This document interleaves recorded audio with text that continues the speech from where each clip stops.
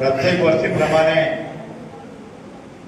या वर्षी सुद्धा 10वी आणि 12वी च्या विद्यार्थ्यांचा सत्कार समारंभ आयोजित करण्यात आला। आजचा दिवस आपले प्रभाग क्रमांक 7 आणि प्रभाग क्रमांक 1 या ठिकाणी जे 10वी आणि 12वी मध्ये जे उत्तीर्ण झालेले विद्यार्थी आहेत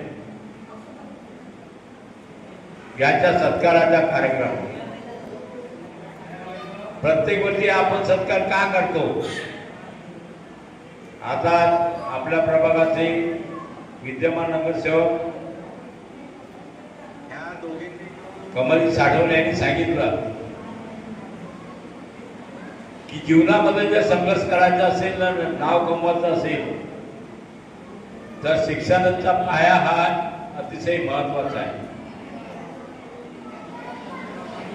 आज तुम्ही पाहताय तरुण युवा पिढी देशाला घडवण्याचा प्रयत्न करताय। तुम्ही आपल्या घरी टीव्हीवर बघताय दिल्लीच्या जंतर मंतर या ठिकाणी तरुण पिढीने आवाज उठवला। देशामध्ये काय वाईट आहे आणि काय चांगलं आहे हे दाखवण्याचा पूर्ण त्यांनी प्रयत्न केला।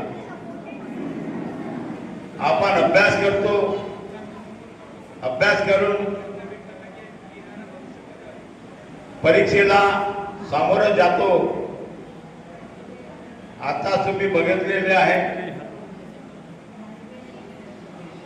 नीटच्या परीक्षेमध्ये पेपर फुटी झाली। त्यांनी वर्षभर खूप मेहनत केली, त्यांना यश मिळालं नाही। ज्यांना जास्त मार्क होते त्याला कमी मार्क मिळाले। हा घोळ आणि या घोळाचा आवाज उठवण्यासाठी आपल्यासारखे तरुण 10वी आणि 12वीचे विद्यार्थी आणि विद्यार्थिनी आज जंतर मंतर दिल्लीमध्ये अर्चन केलं। या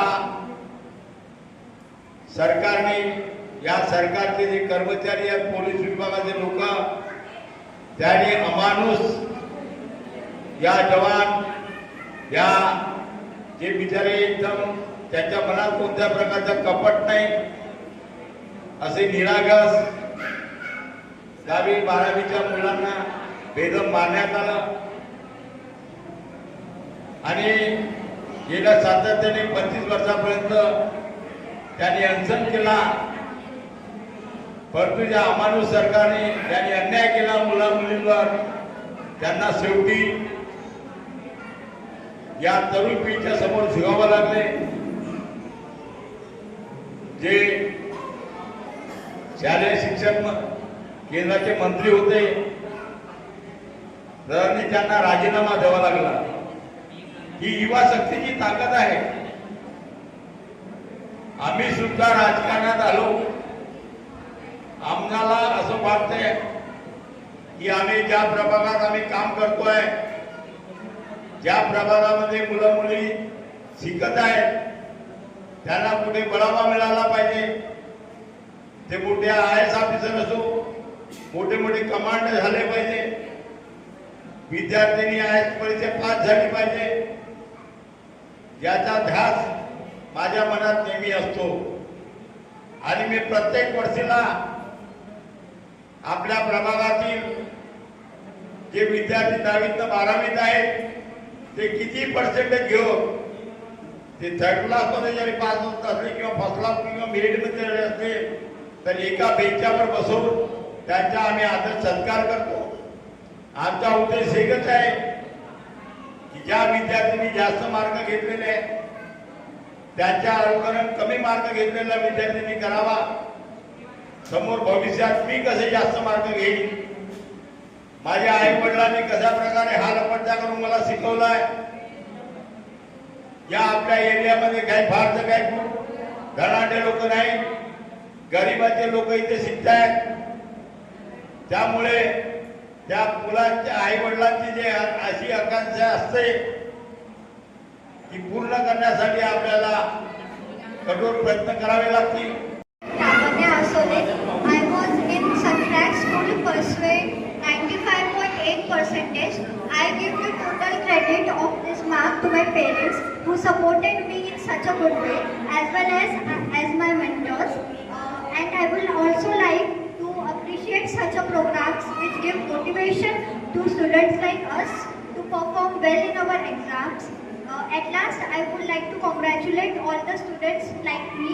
आहे की आपण सत्कार तर करतो पण तुम्हाला सगळ्यांना प्रेरणा भेटला पाहिजे की येणाऱ्या भविष्यामध्ये अजून आपण काहीतरी मोठा करू आणि मोठा नाव करू. याकरिता आपण सातत्यानं मागील 5 ते 7 वर्षापासून शुक्रवारी भागात आपण हा नेहमी कार्यक्रम करत असतो. आज आपण बघितलं तर आपला शुक्रवारी परिसर हा थोडासा शेतकरी बाहुल्य क्षेत्र आहे आणि या शेतकरी बाहुल्य क्षेत्रामधून सुद्धा आज आपल्यामध्ये सगळे 10वी किंवा 12वी असो मुलांनी आणि मुलींनी भरपूर पर्सेंटेज घेतलेला आहे. आता जर आपण बघितलं तर माझ्याच काकाची मुलगी माई सातवणे हिने सुद्धा 10वी भंडारा शहरातून भंडारा जिल्ह्यातून सगळ्यात प्रथम आली आणि तिनं सुद्धा आमच्या साठवणे परिवाराच्या नाव केला पण पूर्ण शुक्रवारी प्रभागाच्या नाव केला. तसेच आता आपली आसोलेताई तिने सुद्धा आता भाषण दिली. तिनं सुद्धा CBSE मध्ये 95% घेतला आणि आपल्या शुक्रवारीतला एक मोठा नाव केला. असेच अनेक लोक इथे असतील ज्यांनी शुक्रवारीच्या मोठा नाव केला. खूप लोकांना खूप पर्सेंटेज असतील, कोणाला 90 असतील, कोणाला 80 असतील, कोणाला 70 असतील, पण पर्सेंटेज खूप असले म्हणून त्याने खूप मोठा काम केला असं नाही. छोटे ज्यांनी पर्सेंटेज घेतले त्यांचे पर्सेंटेज अगदी 50% असतील, 60% असतील, 45% असतील, त्यांनी सुद्धा खचून जाऊ नये. कारण की आपण बघितलं आहे भारतात आजपर्यंत ज्यांनी कमी पर्सेंटेज स्वतःला बॅकबेंचर म्हणत होते पण त्यांनी इस्रोचे सायंटिस्ट असून ते भारताचे